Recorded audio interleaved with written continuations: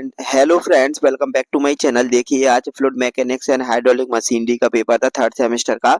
तो उसको हम देख लेते हैं कि पेपर कैसा आया था और उसकी सही आंसर जो ऑब्जेक्टिव के हैं वो अपन उसको सॉल्व कर लेते हैं। ठीक है, उसके बाद देखिए पहला क्वेश्चन था हमारा कि specific gravity of the fluid. ये कल ही पढ़ाया गया था आपको, स्पेसिफिक ग्रेविटी का फॉर्मूला, जब हमने इंपॉर्टेंट टॉपिक की वो डाला था और साथ में पेपर डाला था।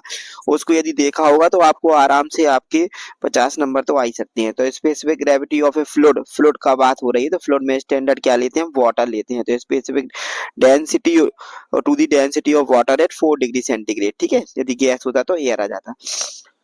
दूसरा दूसरा देखिए, दूसरा हमारा क्या है कि pitot tube is primarily major. अब पिटोट ट्यूब प्राइमरी रूप से तो स्टैटिक प्रेशर नापने के लिए होती है, लेकिन हम जनरली यूज किसके लिए करते हैं इसको, हम फ्लो वेलोसिटी के लिए मेजर करने के लिए यूज करते हैं। क्या यूज करते हैं हम इससे, इससे हम क्या मेजर करते हैं, फ्लो वेलोसिटी। ठीक है, फ्लो वेलोसिटी, इसका आंसर क्या है हमारा, फ्लो वेलोसिटी। ओके, उसके बाद देखिए हमारा next, force exerted by a jet of water on a stationary vertical plate in the direction of the water jet। बहुत ही आसान क्वेश्चन था, इसका आंसर क्या है हमारा, रो ए वी स्क्वायर है। ठीक है, सही, बहुत आया जेट वाले पेपर, जेट वाले चैप्टर में से है ना। और पहले भी बताया गया था कि इससे थ्योरी नहीं आती है, इससे केवल न्यूमेरिकल ही आता है अधिकतर। ये draft tube is use, draft tube का यूज हम किस में करते हैं, रिएक्शन टरबाइन में करते हैं। तो हमारा फ्रांसिस और कैप्लन दोनों रिएक्शन टरबाइन होते हैं, तो इसका आंसर क्या है हमारा, डी। उसके बाद नेक्स्ट देखते हैं कि हमारा negative slip in reciprocating pump is favoured by high pump speed रखेंगे तो भी स्लिप नहीं होगी नेगेटिव स्लिप पे, है ना। लॉन्ग सक्शन पाइप और शॉर्ट डिलीवरी पाइप, तो इसका सही आंसर क्या है, यही है।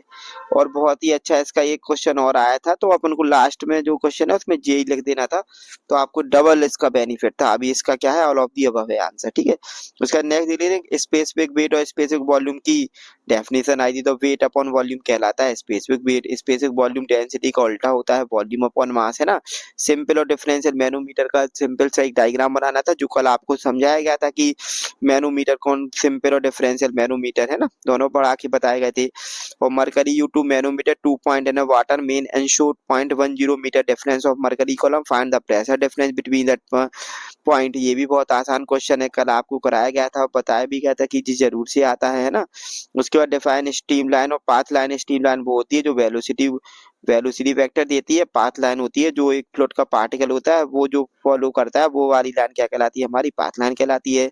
डार्सी वेईसबाच इक्वेशन कल ही बताई गई थी, क्या कहलाती है, 4 FL V square upon 2GD जिसका V equal to C under root MI। उसके बाद हाइड्रोलिक ग्रेडियंट और टोटल ग्रेडियंट, तो जो बर्नौलीज इक्वेशन होती है इसमें जो P upon rho G plus जो जी जेड ये दोनों शो करती है वो हाइड्रोलिक ग्रेडियंट होती है, और plus we square upon 2G और जोड़ दो तो वो क्या कहलाती है, हमारी टोटल ग्रेडियंट लाइन। बाकी बना के पूरा बताना था। ठीक है, डिफाइन कोएफिशिएंट ऑफ वेलोसिटी, तो actual velocity upon theoretical velocity, coefficient of contraction भी vena contract upon area of the orifice. ठीक है, ये इसका आंसर था। What is striking jet, explain jet striking on a moving flat plate, derive expression for the force. तो इसके लिए क्या होता है, rho a V minus u का होल स्क्वायर, ये इसका सही आंसर था, है ना, बहुत आसान है।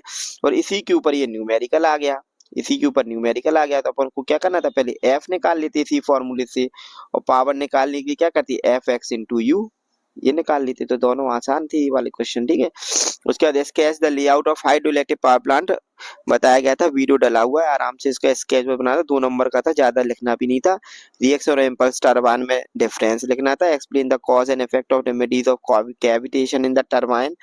ठीक है, कैविटेशन कल आपको बताया गया था कि कैविटेशन क्या होता है। ठीक है, जब बुलबुले बनते हैं और फूटते हैं, जब प्रेशर कम हो जाता है ना, वेपर प्रेशर, तब।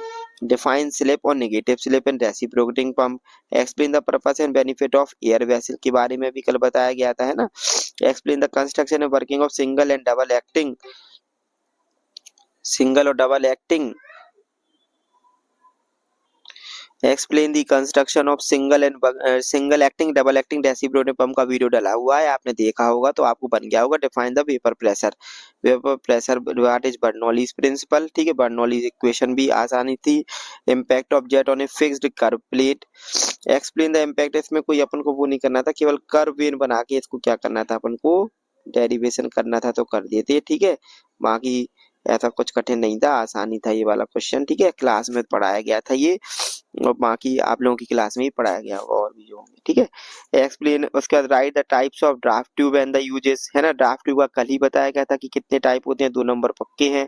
Priming method of the centrifugal pump और reaction turbine develop 150 kilowatt watt under head 6 metre, overall efficiency 85, find the discharge. मतलब कुल मिला के पेपर पेपर बहुत ही आसान आया था, आपने यदि किया होगा तो आपको बन गया होगा। चैनल देखने के लिए बहुत बहुत धन्यवाद। जय श्री राम। चैनल को जरूर से शेयर कर दें, आगे आने वाले पेपर की वीडियो जाती जाएगी। बहुत बहुत धन्यवाद। जय श्री राम।